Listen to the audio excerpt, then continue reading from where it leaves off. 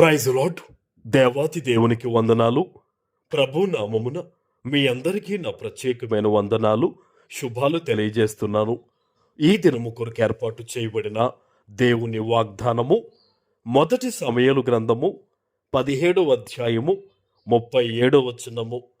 సింహము యొక్క బలము నుండి, ఎలుగుబంటి యొక్క బలము నుండి నన్ను రక్షించిన యెహోవా ఈ ఫిలిష్తీయుని చేతిలో నుండి కూడా నన్ను విడిపించుననియు చెప్పెను.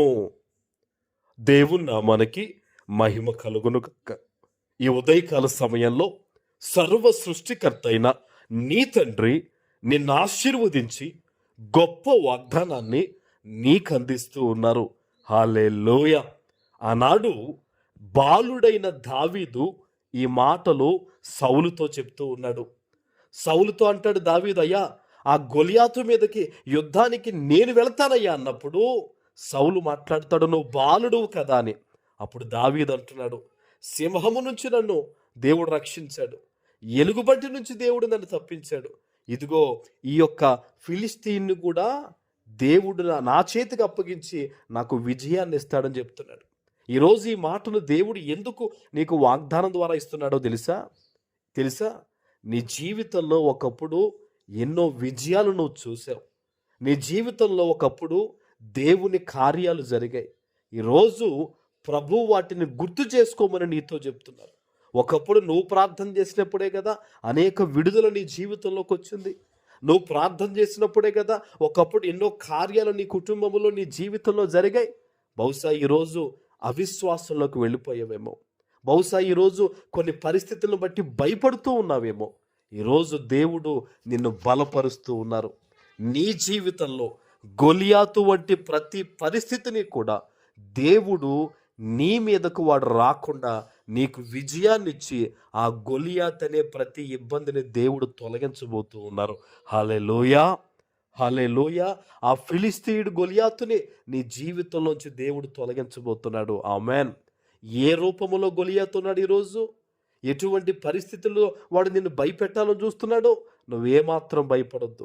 బాలుడైన దావీదు గొలియాతును చూసి భయపడలేదండి, దేవుణ్ణి చూసి ధైర్యాన్ని తెచ్చుకున్నాడు.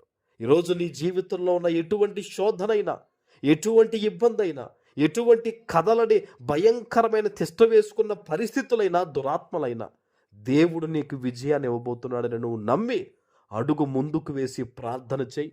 నీ జీవితంలో ప్రతి ఇబ్బంది కూడా ఈరోజు దేవుడు తొలగించబోతున్నారు. ఆమేన్. ఇది మనుష్యుడిగా నేను చెప్తున్న వాగ్దానం కాదు. ఇది కేవలం నేను నీకు వివరిస్తుంది కాదు. సజీవుడైన దేవుడు ఈ వాగ్దానం ద్వారా ఈరోజు నీతో మాట్లాడుతున్నాడు.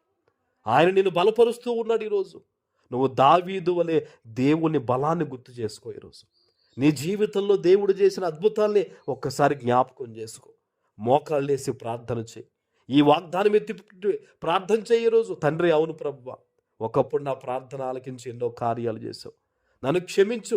ఈరోజు ఈ వాగ్దానం ద్వారా నాతో మాట్లాడావు.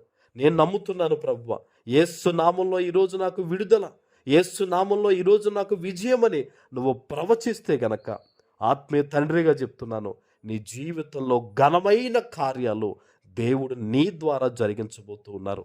ఆమేన్. ప్రార్థన చేసుకుందాం. పరిశుద్ధుడా, ప్రేమ కలిగిన తండ్రి, మీకు వందనాలు.